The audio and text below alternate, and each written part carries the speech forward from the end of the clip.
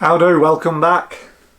No beer today because I'm out this afternoon. It's Friday and I want to have a couple of pints this afternoon, so no beer at lunchtime today.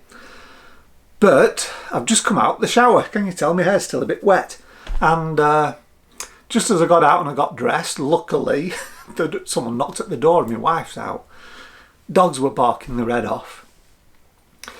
But like I say, fortunately, I'd just got dressed. So I went down and there was my delivery from the malt miller, because I'm going to try something a little different. On Facebook, I follow the Muntons homebrew page on Facebook, and they've come out with this. I don't know if this is going to be a regular series, but it's what to brew in April. I don't know if you can see, my phone's really shiny. I'll try and put a photograph up. And this one is Zwickel. Now, I've heard about these before, but I've never really bothered with them. And it's using Muntons craft your own malt extracts, with of course yeast and hops. And you're meant to sort of mix and match and create your own recipes and create your own beers. And on the homebrew.muntons.com website, which you've got to sort of like sign up to, but I did, make an account sort of thing.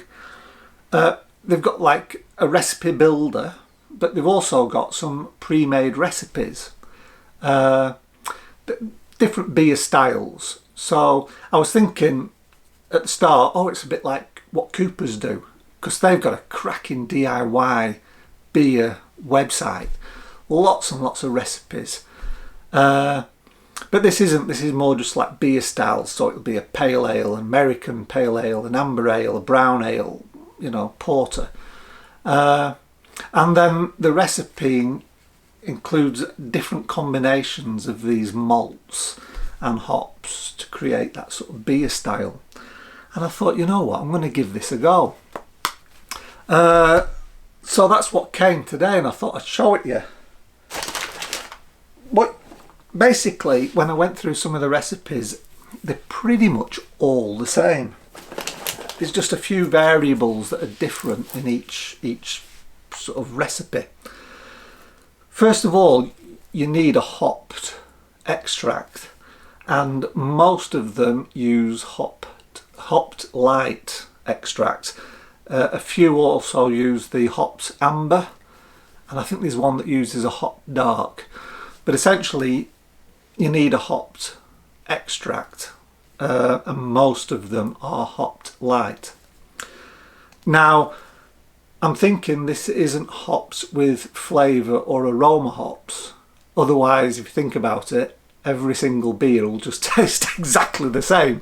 Only the colour will change. So I'm thinking this is just bittering hops. And you use their recommended hops, pellet hops, for the flavour and the aroma. So I'm thinking when they say hop light, they just mean bittering hop. Otherwise, every beer would just taste the same if there was flavour and aroma in here. So that's the first part of the kit, the hopped extract. And then, of course, you need extra fermentables. And for this recipe called Zwickel, don't know what that is, they're using Munich, the Munich malt extract. Muntons recently have been doing some of these specialty extracts, not just your extra light, amber and dark.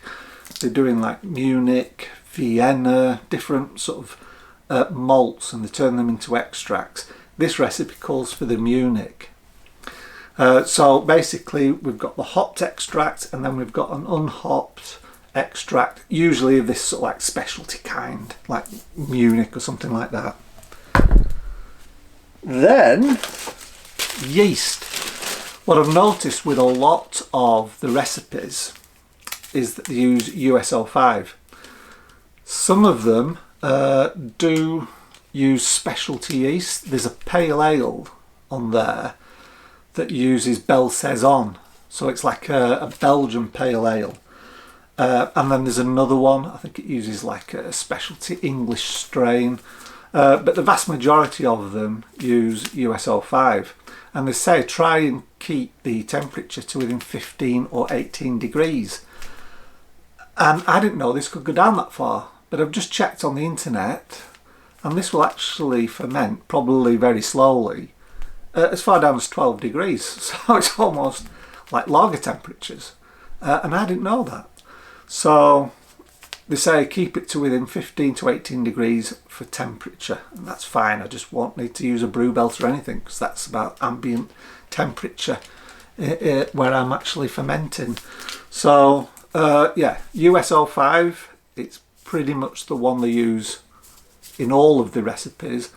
A couple use the SO4 as well, and then there's one or two that uses a specialty yeast. And then of course we've got the hops, and this calls for Columbus. Not the whole 100 grams though, this is 30 grams of Columbus. And again, every single recipe uses 30 grams. So it's all pretty much exactly the same. Every single recipe is exactly the same. It's 30 grams of hops, it's a sachet of yeast, and it's 2 tins. And they say add these when you pitch the yeast. So right at the start on day 0, when you pitch the yeast, put in your hops. 30 grams in this case of Columbus, but you know, some are using citrus, some are using Amarillo, some are using the more sort of like traditional English ales are using First Gold or Goldings, and basically that's it. Oh, and 100 grams of sugar. They say put 100 grams of sugar in as well, which I'll just use dextrose for that. But that's pretty much the concept, which I mean, when you compare it to Cooper's, it's not really as developed as the Cooper's recipes. Because although with Cooper's recipes you use a Cooper's kit as sort of like the base, some of their recipes you're adding grains for extra flavour, swapping out yeasts and things like this. But it just seems to be a bit more developed, a bit more choice and a bit more involved than the Muntons recipes. But then again, I think Muntons have only been doing this a year or two, haven't they? And Coopers have, I think they've been doing the recipes for years now. You know, it's pretty well developed. But it's nice to see another company that produces extracts going down this route, trying to give us ideas, you know. So thumbs up for that. Like I say, pretty much every single, well, the methodology, how you actually brew these kits, it's exactly the same. The instructions are exactly the same.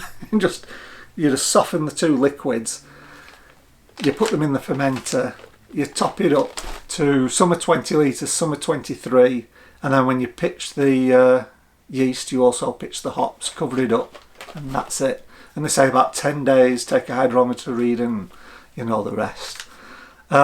So what you actually do though, there's another part of the site which is make your own recipe, and basically all you're doing is choosing which malts you use. So do you want a light or an amber hopped extract? What sort of specialty, shall we call it specialty grain extract do you want? What hops do you want? What yeast do you want?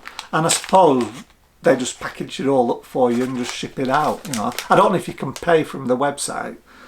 I didn't see that because I haven't actually created a recipe from it.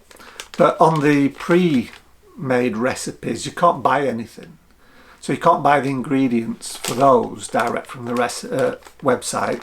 But whether or not you can if you create your own, I don't know. I don't think so. I think all they'll do is just give you a nice presented fact sheet, you know, and then you have to go out and source your own supplies from somewhere else. But I thought, you know, it's just nice that they're doing this. Like I say, I've always enjoyed reading, although I haven't really made that many of the Cooper's recipes. I've always enjoyed reading them, and that gives you ideas, you know, for when you're creating your own recipes.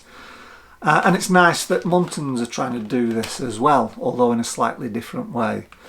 But yeah, so I'm going to be actually putting this on tonight because the Cooper's Pilsner, is it 89-day Pilsner, that's finished fermenting. It's going to be bottled tonight, and then I've got a fermenter free. So straight after, I'm going to give it a wash, obviously, and you know, sanitize it all, and then I'm going to put this on, and we'll just see how it turns out. I'm pretty sure this hot light extract is just bitter, because, like I say, otherwise every beer would just taste the same. And then the Munich. And now Munich is very rich in protein, so I imagine this will have a really nice big white frothy head. That's what Munich is usually added to in a beer.